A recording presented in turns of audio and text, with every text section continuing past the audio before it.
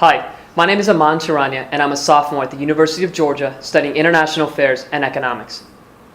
The access to basic education has evolved over time and has become a policy cornerstone for governments around the world.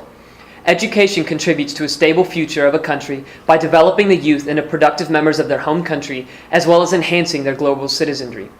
With the rise of extremism, it is paramount not to forget the importance of education, especially in pivotal countries such as Pakistan and Afghanistan, which play significant roles in the fight against the Taliban and Central and South Asian terrorism.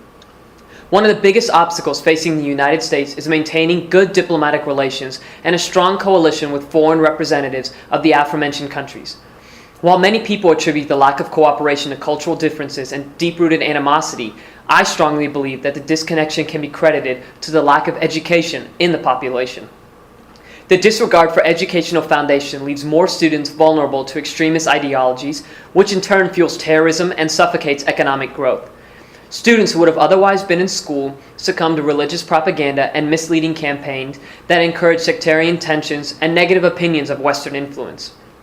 A study done by Madhya Afzal, a professor at the University of Maryland, concluded that Pakistani nationals who've completed higher levels of education were less likely to support Taliban policies and more likely to perceive groups such as Al-Qaeda as a threat.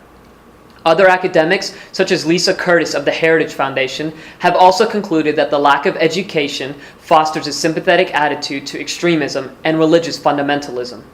Vocal politicians, such as former UK Prime Minister Tony Blair, have cited the links between extremism and the lack of education. In addition to the fear of extremism, inadequately educated constituents fail to offer meaningful contributions to a developing market. Consequently, uneducated citizens created a shortage of skilled labor, which hinders the progress of a country's economy.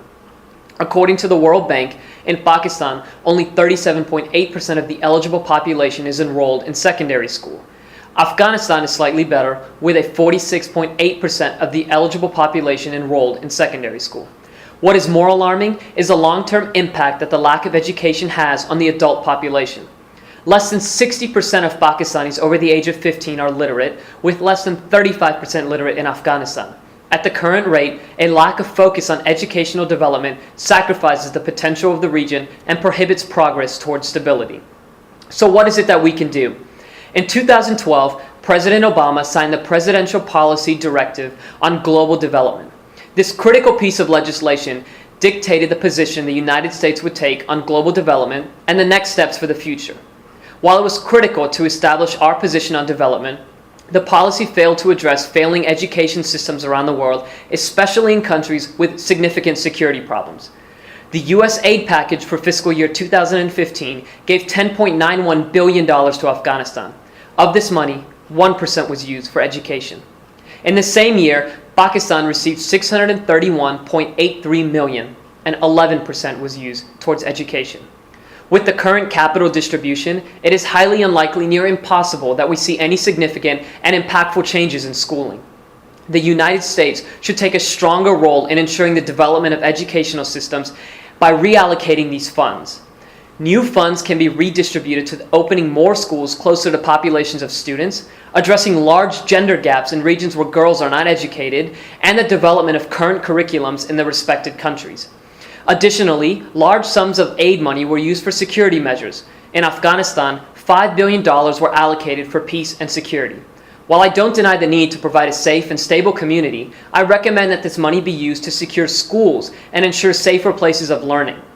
Similar to how malls and high tourist locations, more security should be placed in and around schools so attacks such as the one in Peshawar in December of 2014 and Kabul in January of this year don't happen again.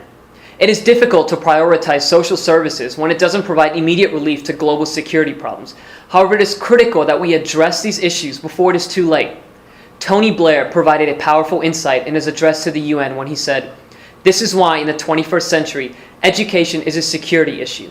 And not any education, but education specifically that opens young minds to the other, those who are culturally and religiously different.